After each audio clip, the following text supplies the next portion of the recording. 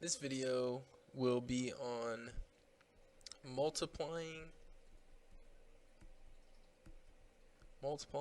and dividing rational expressions. Before we actually do any of those, just let me remind you of two rules of fractions. I know it's everybody's favorite, but two rules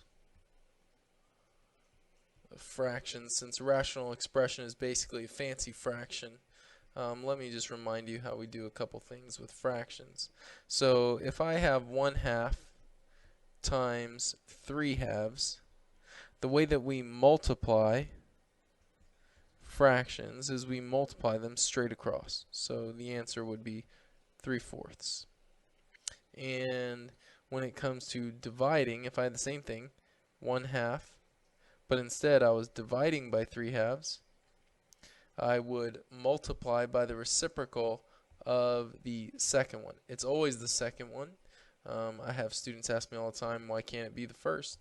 It's because you are dividing by 3/2, and therefore it's the denominator.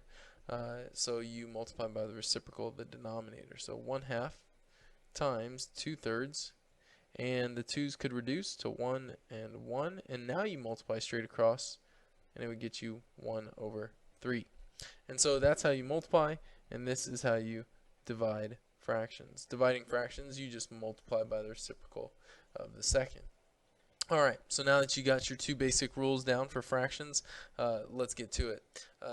Here we go. Let's look at this problem number 1 where we are multiplying. So it says x squared minus x minus 6 over x squared plus 6x plus 9 times x plus 3 over x squared minus 4.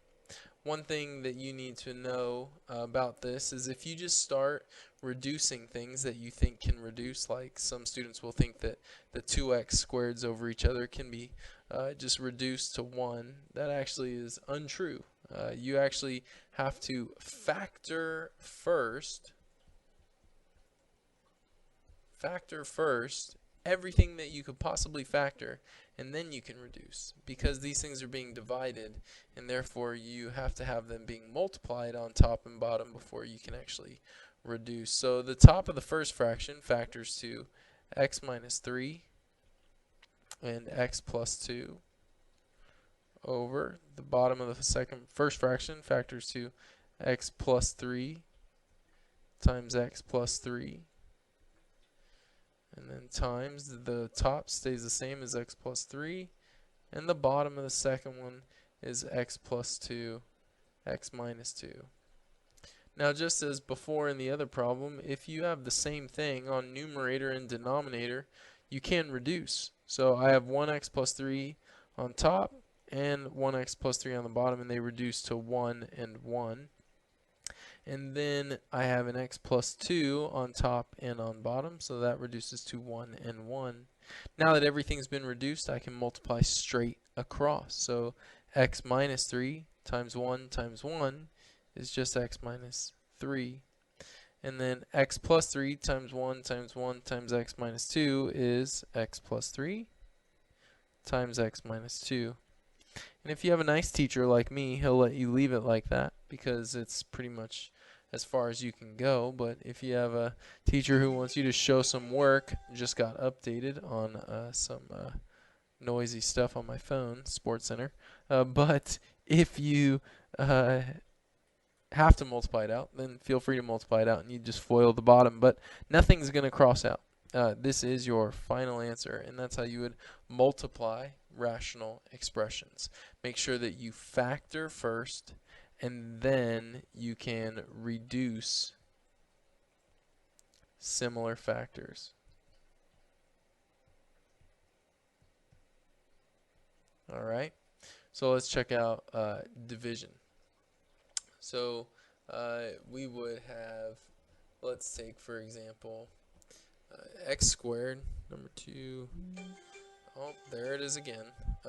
X squared minus 36 over x, and then divided by x cubed minus 6x squared over x squared plus x.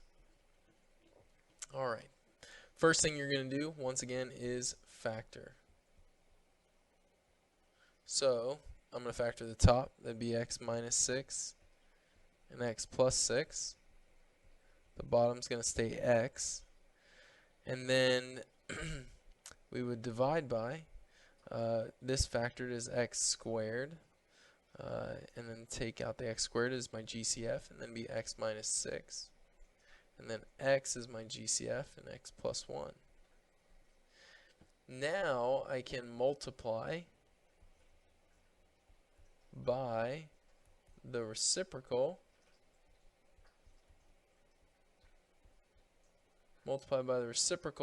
of the second one. So you're going to flip the second one, so times, it'll be x times x plus 1 on top now, and x squared times x minus 6 on the bottom. And the first one stays the same, so x minus 6 and then x plus 6 all over x. And now you're once again going to multiply straight across, but before you do that, you can reduce similar factors. So x and x minus 6 and x minus 6 reduce to 1 and 1, 1 and 1, right? It's good to write the ones in, and the reason I do that is because you don't want to think that there's a 0 on the bottom of that first fraction. And then we can multiply straight across. So on top you would have x plus 6, x plus 1, and on bottom we would just have x squared. And if it didn't reduce, and just to close this out, if it doesn't reduce here, as long as you reduce everything correctly and factored everything correctly, if it doesn't reduce here, then it's not going to reduce here. And so the tendency some students have is to multiply out the numerator and then cross off x squareds, but that would actually be poor math. So this is it right there. That's what you're rolling with. So have a great day.